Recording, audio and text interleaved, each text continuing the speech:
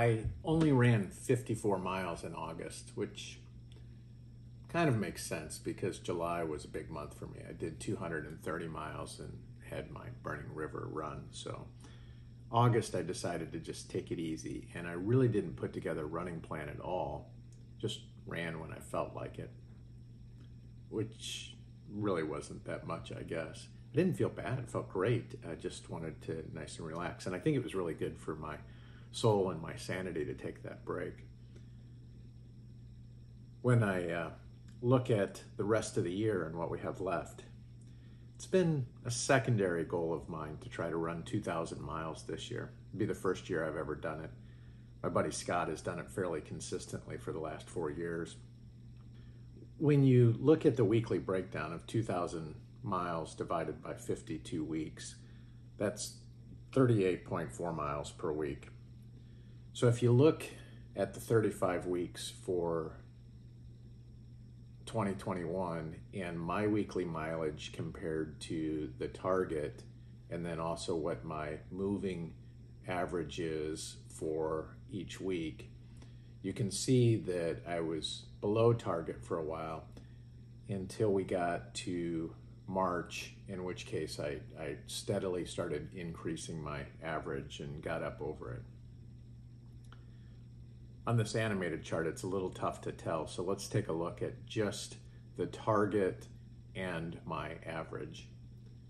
And you can see they're so closely intertwined, it's tough to see on a normal chart. Let's distort the y-axis a little. So instead of starting the chart at 0, let's start it at 30, so we can create a bigger gap between my average and the target. You can see during the first part of the year, it's much more volatile, and that makes sense because there's fewer weeks calculating the average. But as we go along, I bottom out at the end of March and then steadily increase all the way through to the end of July. If it were an investment during that time frame, it'd be a pretty good investment. I had 11 out of the 35 weeks where I was over the target, so that was good. And really what's fascinating is it only matters where you end that last week. And then in August, I gave it all up with my measly 54 miles. So where do I stand right now? August 31st is the 243rd day of the year. And if you calculate by days, 2,000 divided by 365, it's 5.5 miles per day.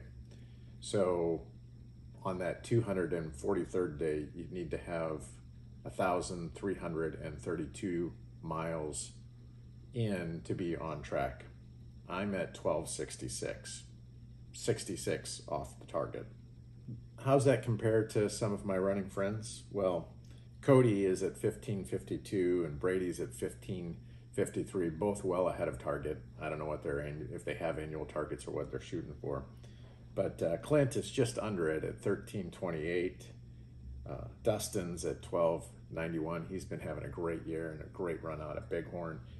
Paul is beasting up. He's getting ready for his 100-miler in October, and he's at 1272. So he's just 6 miles ahead of me. It'd be interesting to see how he does as he leads into his 100-mile and if I can catch him before then or not.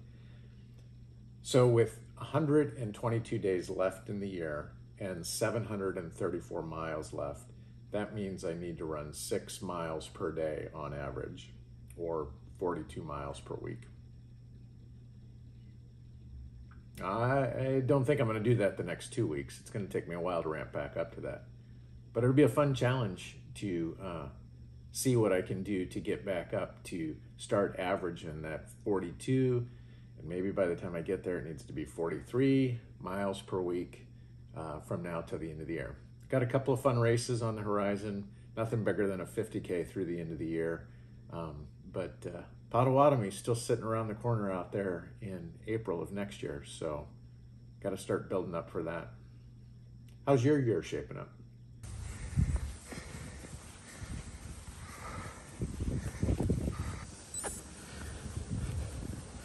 So if I need to do an extra half mile per day, I'm going to start tracking my little warm-up runs before I do my strength training.